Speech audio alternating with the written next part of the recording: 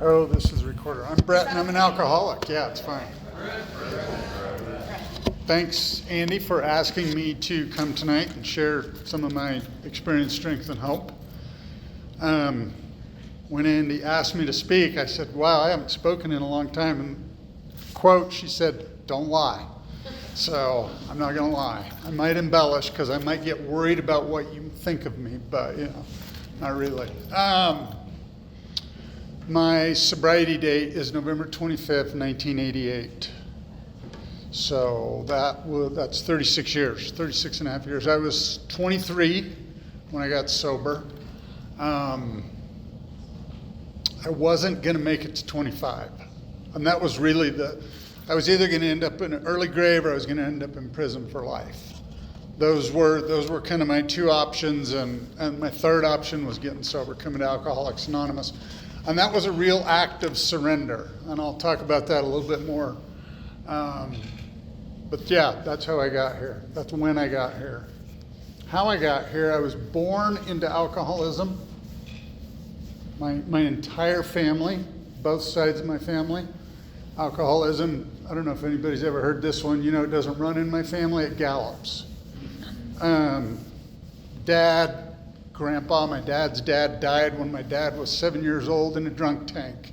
He survived World War II, and he got his head kicked in a bar fight. They just thought he was drunk, and so they threw him in the drunk tank, and to sleep it off, and he had a, brain bleeder, So it just runs on both sides of the family, all through the family. I was born into it, and so I was born into all the chaos and confusion and violence and poverty and all that goes with alcoholism, right? And I was, like I say, from the day I hit the ground, that's what was normal to me. That's just the way life was. And it was I didn't know it at the time, but it was insanity. 24 hours a day, 7 days a week, insanity. And I learned very early on a few things, that I've had to work on like my entire sober life, right? Like I learned that I didn't trust anyone.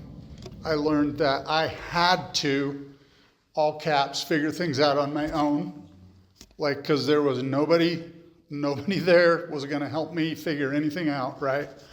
I learned that not to feel.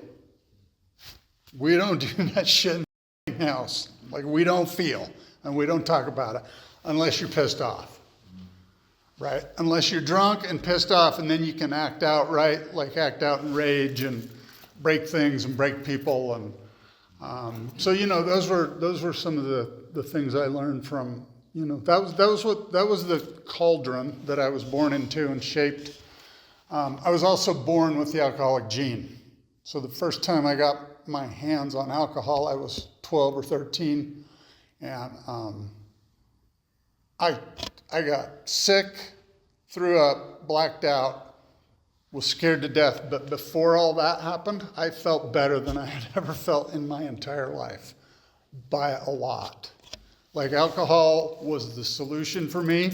I thought it was like, God, I thought it was like magic. I've heard of phrases like nectar of the gods, and like that's what I thought. I was like, oh my God, this is fantastic. So, but like I say, from the first time I drank, I blacked out. And, this was 12 or maybe 13 years old, and could not wait to do it again. I immediately, everything in my life was organized. I was only 12, I couldn't drink all the time. But my entire life was organized and revolved around drinking. Like I'd spend the whole week in school figuring out how to drink on the weekend, right? Like that, my entire life was about drinking. And like I say, all the insanity, then getting in trouble and fights and all that kind of stuff, because when I didn't feel anything when I was sober, when I wasn't drinking, but when I was drinking, I was like, take the cork out of the bottle, like literally, and all this rage and all this stuff would just boil over. And so from a very early age, I was literally Dr. Jekyll and Mr. Hyde when I drank. And I had no control over when Mr. Hyde was going to show up. When, where, with who, like I had no control over that. It didn't happen every time I drank. I'm sure you've heard, I didn't get in trouble every time I drank, but every time I got in trouble, and I got in a lot, I had been drinking. And I never drank a little bit. I drank to the point of, the only time I could stop drinking once I start is when I pass out or end up in jail or, wreck a car or get my ass kicked, or that's how I would quit drinking. That was the only way to stop. Many years ago, I met this guy. I was at an AA thing in Colorado, and he was Native American, and he said when he drank, it was like there was a 55-gallon drum with a hose, and there was no shut-off valve, right? And that's the way I identified with that. That's the way it was for me when I drank. Like there was no shut-off, there was no valve. And, that was just normal to me. Like everybody, all the men in my family, constantly in and out of jail, right? Constantly getting beat up or beating others up or, combination of both. It was just, like I say, it was just normal. Part of, for me, like that whole not feeling anything, not being able to feel anything, is that I didn't care either. I didn't care about anything or anyone. I didn't care about myself, really. I cared about getting drunk. And a little bit later, I cared about getting drunk and high. But that was really all I cared about. I didn't care about people. Because I didn't know how, and even if I did know how, I just couldn't. I didn't have the capacity for it. I didn't care. I later learned when I got to Alcoholics Anonymous, that's part of what they're talking about being self-centered, right? But I didn't know that, and it took me a long time in sobriety to understand that.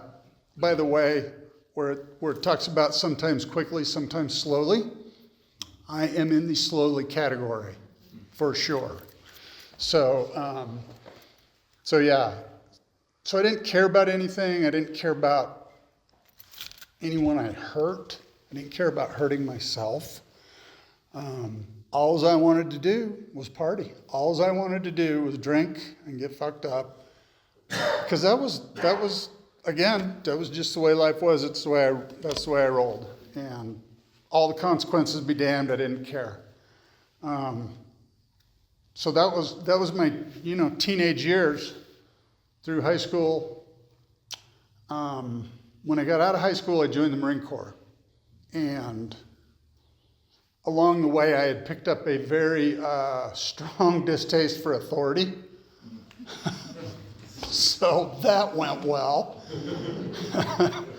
I didn't like being told what to do. And I didn't like being told when to do it or how to do it. I do need to say, going back, I'll jump around a lot, but part of that distaste, that's a mild word, but I don't know the right word, for authority. My mother divorced my dad, and she remarried my stepfather, who he didn't drink, but I don't know, I couldn't read his mind, but the way he acted, his mission in life was to beat me into submission, physically and emotionally, right? So I just grew up hating that. I hated him, right? I just hated him. And I hated anyone who I thought was in authority. Like I later learned, like a lot of that was me just projecting all that outward. And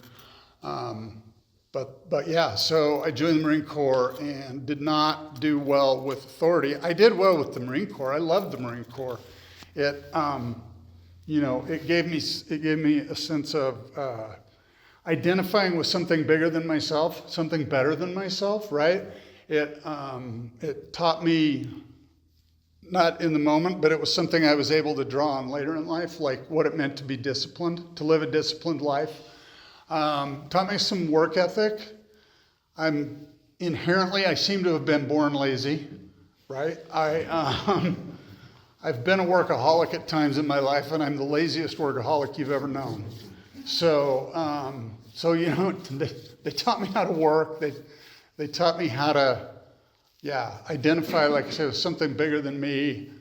And all of that came later in life and served me well. While I was in that experience, I didn't do well. I was in trouble a lot. Because when I drink, I can all that rage comes out, right? And I never know when it's coming. And I did some shameful things in drunken rage. Like I hurt people physically for no damn good reason, other than I was just showing off and being tough, right? Thinking I was being tough.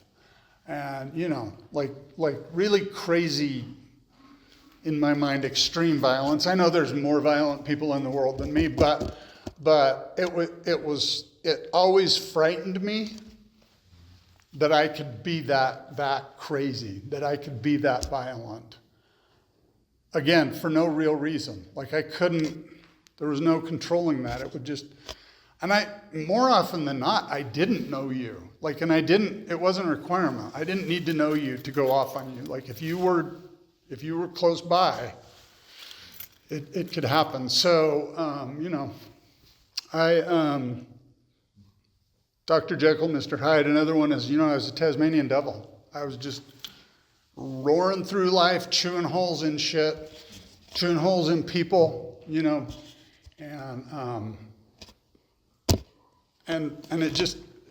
it frightened me, and I didn't care. Like those two extremes, right? It always frightened me, and I just didn't care, and I just kept going about my business, which was blowing things up, burning the world down around me. So I was 20 years old. So before I took a legal drink, I was in the brig. Surprise, imagine that. And I was there for a minute for violence. And there was this old I think he was a retired sailor. It was at Pearl Harbor. And I was in the brig in Pearl Harbor, and there was this old retired sailor, and they'd let him bring a meeting in once a week. So that was my introduction to Alcoholics Anonymous. So before I ever took a legal drink, I was going to AA meetings, and I was reading the big book, because it was the big book or the Bible. And I was like, I'll take the big book. So I read the big book a few times while I was sitting there. I had plenty of time. And I went to that meeting every week. I realized, I read the big book, and I was convinced. It wasn't very hard for me to be convinced that I was an alcoholic, that I was powerless over alcohol. I didn't really get what it meant to be unmanageable till a few years later, but I knew that I was powerless over alcohol. I was not convinced of the need for a higher power in my life, or turning my will and my life over to a higher power, or that one. No way. I'm not doing a moral inventory.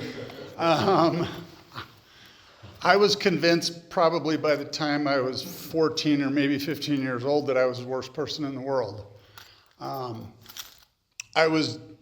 I'd grown up in a culture of there was in my perception of a big long list of things I'm supposed to be doing and a bigger list of things I'm not supposed to be doing. Wasn't doing any of the things I was supposed to be doing, and I was doing all the things I wasn't supposed to be doing, and was pretty sure I was going to hell. So, I didn't want to do that. I didn't want to do a moral inventory, and I didn't want to talk about it with anybody. I didn't want a God in my life. I didn't want a higher power in my life. So, consequently, as soon as I got out of the brig, I started drinking again. But the reason I had been in the brig, my level of crazy Mr. Hyde stuff, it just kept ratcheting up and getting more and more bizarre and extreme. And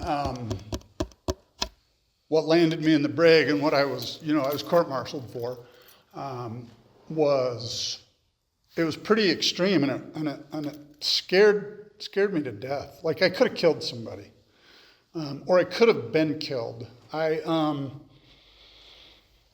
I went off on somebody. I didn't know who he was. He was another Marine stationed at Pearl Harbor. I don't remember any of this. Like, this just came out at the court-martial. And I went off on this guy, and I had broken my hand, I think, playing football. And so I'm going at him with a cast on my hand, bashing his head in. And, I could have killed somebody. And that scared me to death. And from that point on, that experience, and then finding my way into that meeting and reading the big book a few times, I spent the next 3 years denying, that I needed a higher power in my life, and trying to control and enjoy my drinking. And that next 3 years for me, it was pure agony. It was agonizing, day in and day out, to be drinking and drugging, a lot of drugging and a lot of drinking every day, blacking out every day, waking up in the morning afraid of what happened, right? And rinse and repeat. Wake up in the morning, God, I'm not going to do that again. Later in the day, I'm doing it. And just that merry-go-round of alcoholic insanity. And for me, it was pure agony. It was horrible. Because I was afraid I was going to kill somebody. I really didn't care if I ended up getting taken out in the process. But I just, that was the tipping point for me, right? I just couldn't live with myself with that. And it just kept getting worse and worse. So, the pressure, like that internal whatever. And I was living in Southern California at the time. I had been discharged, or my enlistment had ended, and most people in the military, they get a re-enlistment talk. I didn't get that talk. They were like, "There's the door, Brett. Thanks for coming," So yeah. Later on, many years later, I was 25 years sober or something, I wrote a letter to the commandant of the Marine Corps' office, making amends for my behavior to the Marine Corps. And get goosebumps about that kind of stuff. And I got a letter back congratulating me on, being sober and turning my life around and having a good life. And anyway, that was pretty cool. So I was 20. That 3 years, it was terrible. It was just, like I say, agonizing, and I could not live with myself anymore. And I knew that I had to quit drinking. I knew in my bones that I had to quit drinking. So, like I say, I was in Southern California, so I did. I quit drinking. I packed up my one little duffel bag full of clothes because I didn't have anything, and headed home to Utah. I didn't know what I was going to do in Utah, but I knew there were people here who didn't drink, right? And I just didn't know what else to do. I was like, I just got to go home, right? So that's what I did, and I quit drinking for a few months.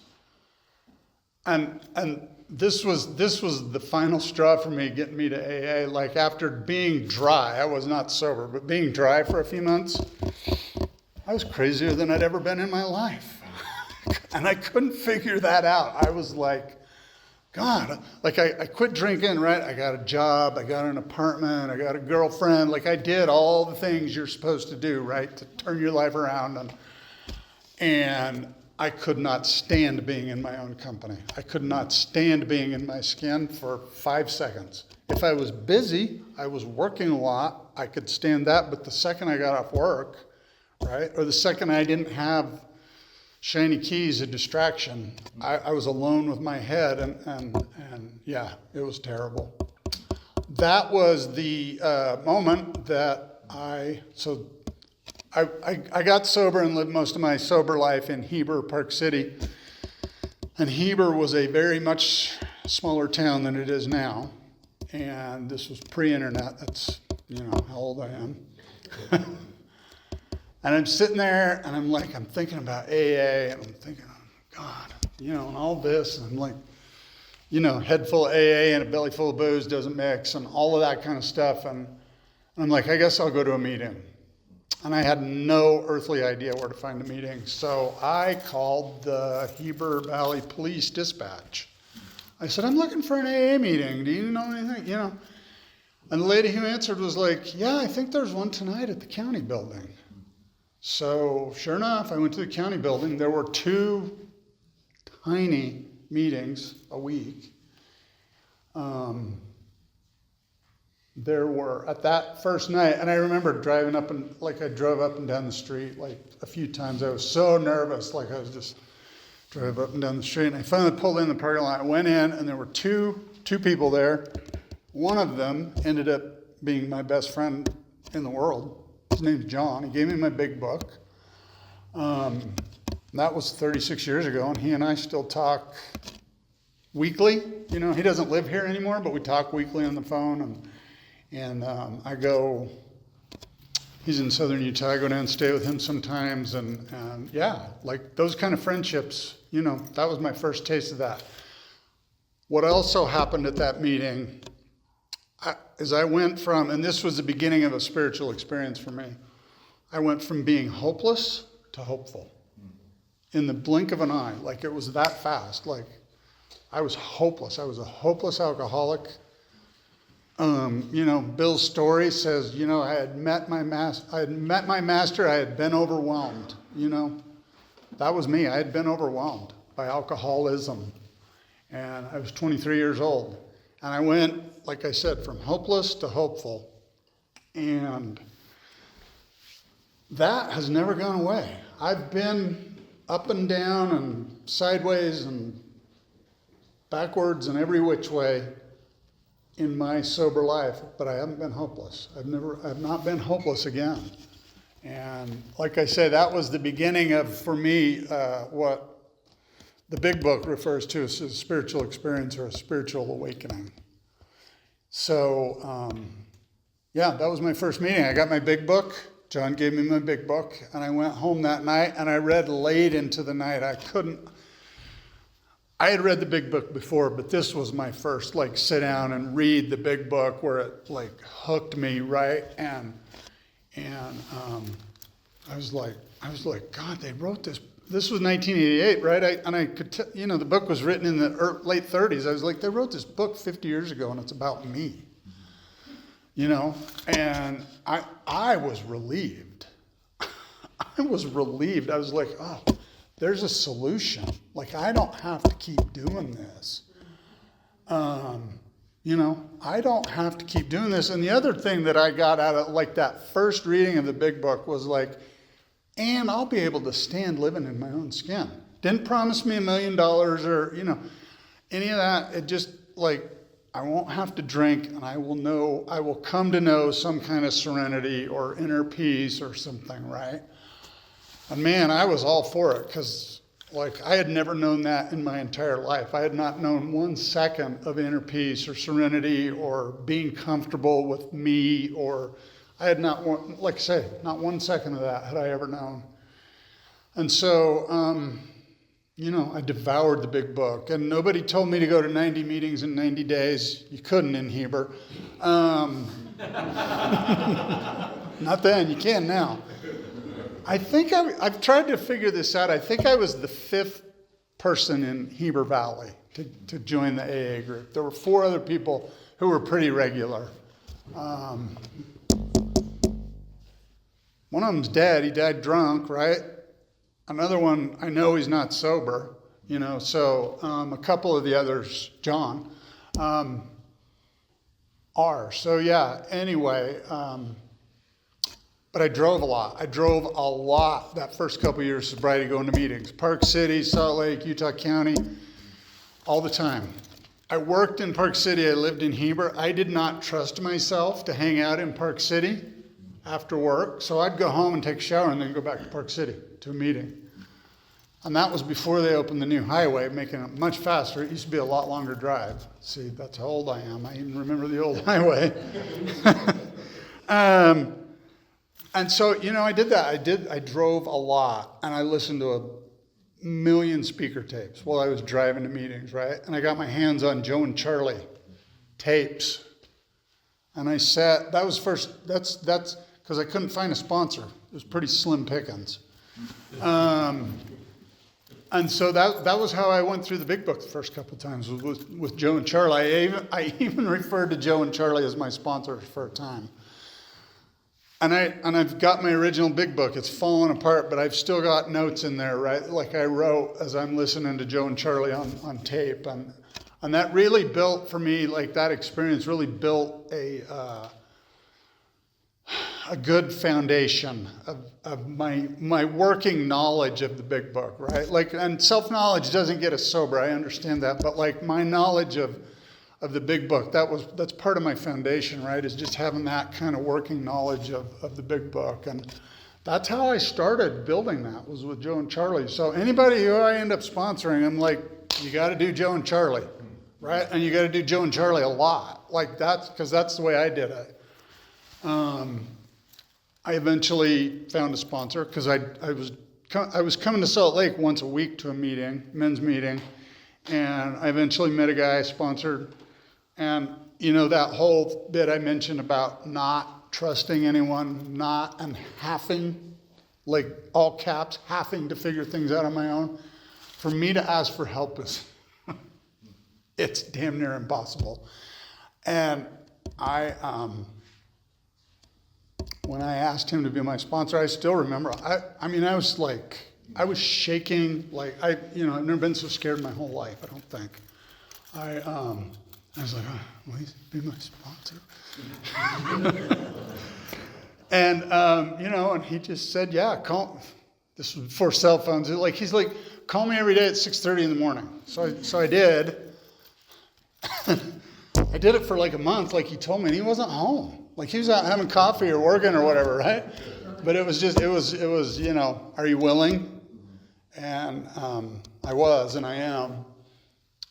So I eventually, I don't recommend this, but like this was my experience. I had been sober a couple years by the time I got around doing the steps. And it worked. It worked for me.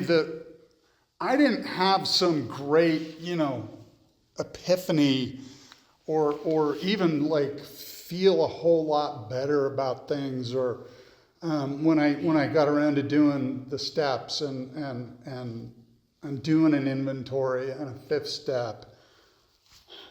But part of that spiritual awakening for me, part of that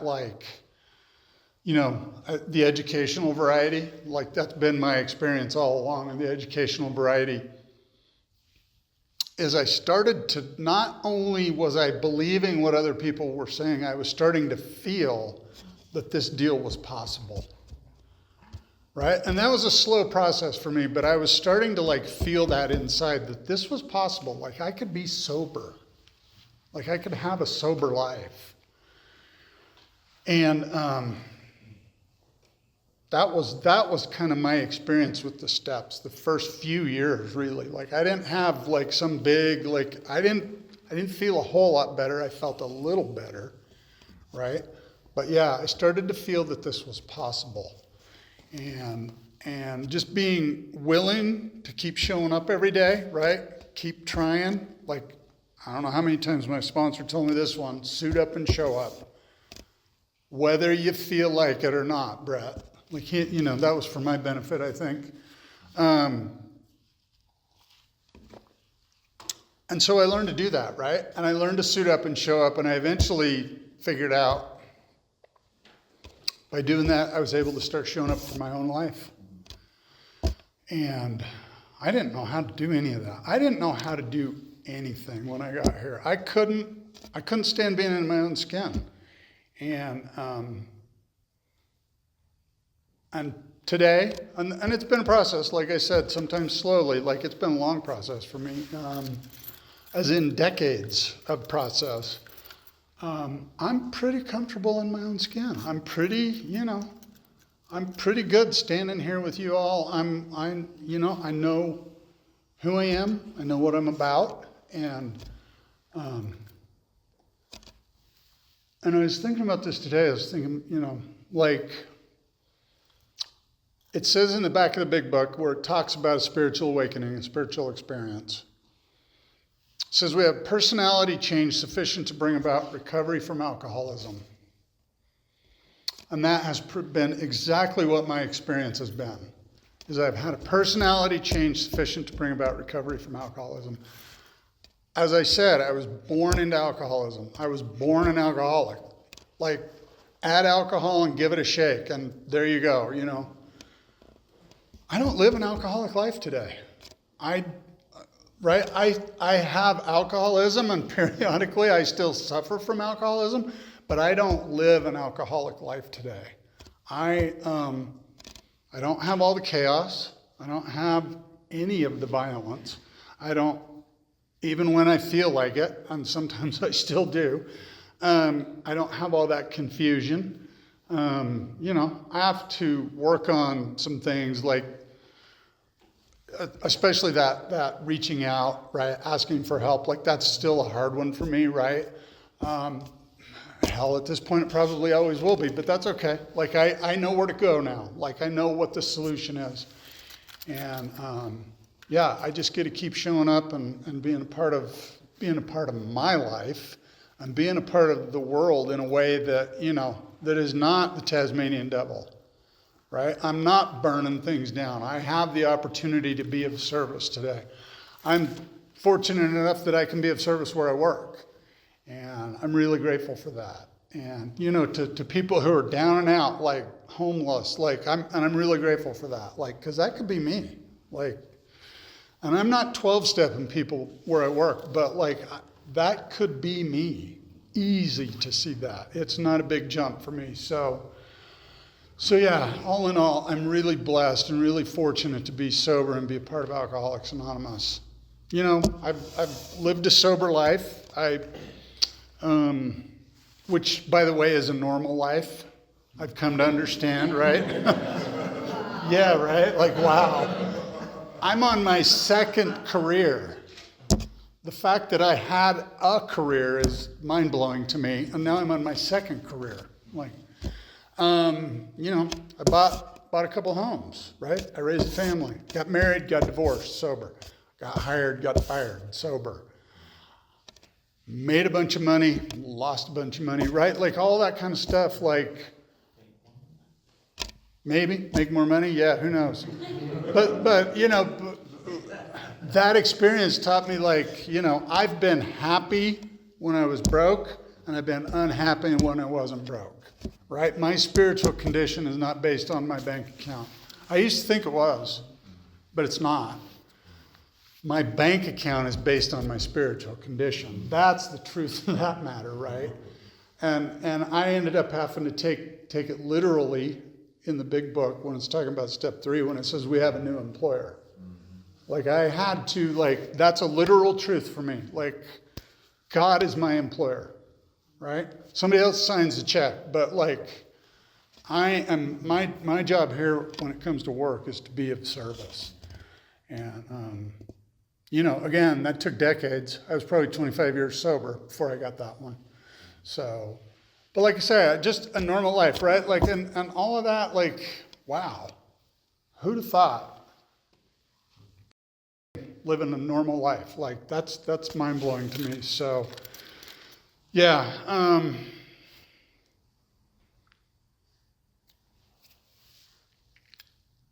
20 months ago, I almost feel like I got a new story. 20 months ago, it was Sunday evening, and somebody knocked on my door. I was home just watching a movie, just thinking about going to work the next day, and the police were knocking on my door, and so I go to the door. I'm like, what's up? And they're like, can we come in? I'm like, I didn't want to let them in. I was like, what? Yeah, no. But they were kind of insistent, so I was like, so I said, okay, yeah. And they're like, you might want to sit down. My son was killed in a car accident 20 months ago in 6 days, but who's counting? And so, for the second time in my life, first time was getting sober, that 3 years of, suffering greatly. For the second time in my life, I was shattered. I was devastated, broken into a million pieces. And, for the second time in my life, Alcoholics Anonymous was there to scoop me up and help put me back together. But here's the deal, being put back together, and it was true the first time, and it's true now, like for me anyway. Being put back together, things are different, right? I'm different. Like it's, you just, not all the pieces didn't go back exactly the same, right? And I suppose that's to be expected. But it's been a journey of the soul, grieving my son, and I really haven't talked about this hardly at all publicly until a week and a half ago. I was at another meeting and had been asked to speak, and I spoke about it at my home group a little bit right after it happened, and I was like falling apart, just going to meeting, falling in my home group, and but yeah, it's the right time to talk about this publicly in meetings, and the week of Jake's funeral, he was 25 years old, by the way. The week of Jake's funeral, I was just filled with this dreadful feeling, like dread. I don't know the word. I don't know the right word. But it was just, and it was on me all week. And his funeral was Friday, and it was on me all week, and it was just building and getting worse and worse that whole week. On Friday morning, it was like, I don't know, 2:30 or 3 in the morning or something like that. And, I couldn't sleep. And I was just wandering around the house and just like dreading, just dread. And I sat down on the edge of my bed, and I kind of just sat there and I went, and I was a zombie, like I was just, and I just said, God, I cannot do this.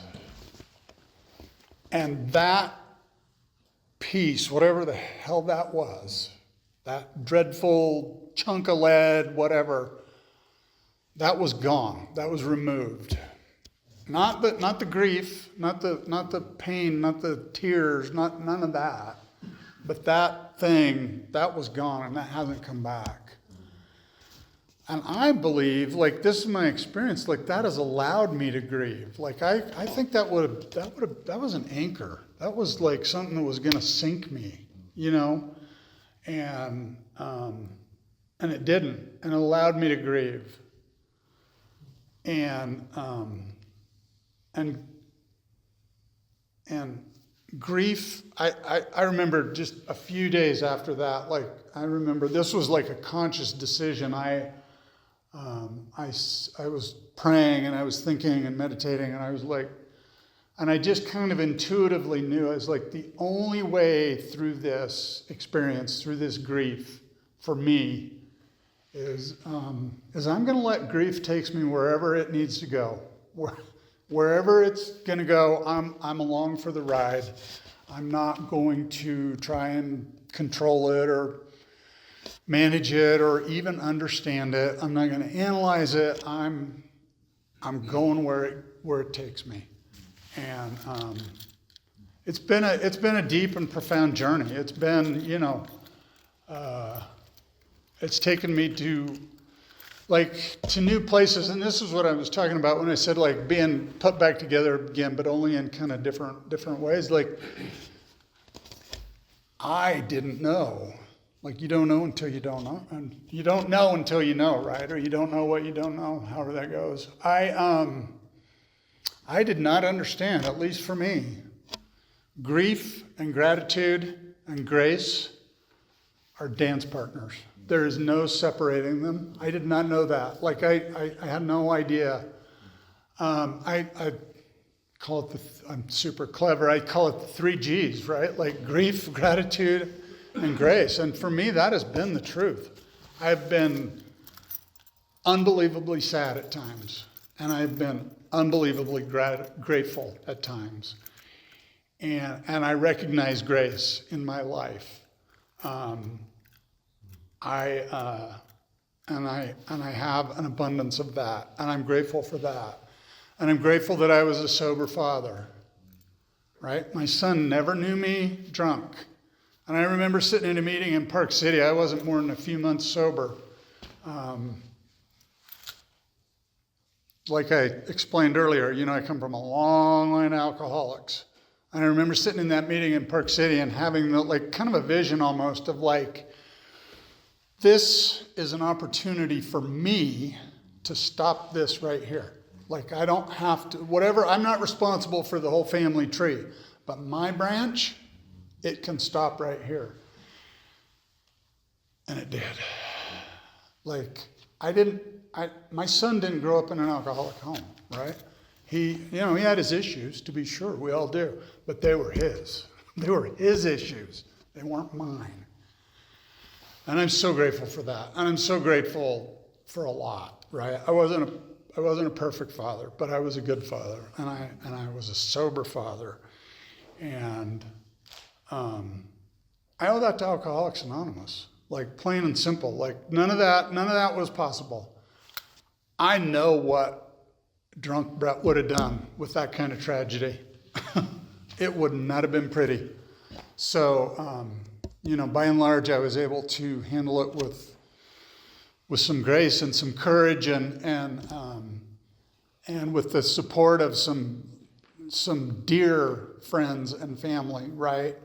And so that's part of my story now, or maybe even a new story. I don't know. I'm still parsing that out, but I wanted to share that tonight, and I love Alcoholics Anonymous. I love being sober. Everything I know about being sober, I learned here. And people say this sometimes, that you can get sober other places, I guess, if you say so. This is the finest place I know, right here. This is the best place I know, and it's the only place I'm interested in coming for recovery, so I'm going to wrap it up with one more thought. An old friend of mine said this once. I've never forgotten it. I only heard him say it once.